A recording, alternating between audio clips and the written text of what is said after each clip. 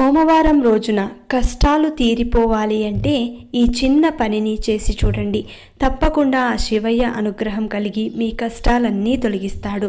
అది ఎలాగంటే ప్రతి సోమవారం రోజున తలంటు స్నానం ఆచరించి మీ ఇంట్లో దీపారాధన చేసి శివయ్యకు ఇష్టమైనది ఏదైతే ఉందో నైవేద్యం కానీ లేదంటే వస్తువులలో ఏదైనా ఇష్టమైనది ఉంటే గనక దానిని సమర్పించి ఆ తర్వాత మీకు ప్రత్యేకంగా చెప్పనక్కర్లేదు శివయ్యకు ఏది ఇష్టమో ఏది కాదు అనేది. మీరు మీ ఇష్టం కొద్దీ మీకు నచ్చినది మీకు అందుబాటులో ఉన్నది సమర్పించండి.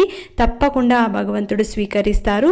ఆ రోజు తెల్లవారుజామున అంటే ఉదయం 4:30 నుంచి 5:30 లోపు మీరు కూర్చొని ధ్యానం చేయాలి. ఆ ధ్యానంలో మీ యొక్క సంకల్పం చెప్పుకుంటూ మీ మనసులో కోరికలు చెప్పుకుంటూ 108 సార్లు శివమంత్రం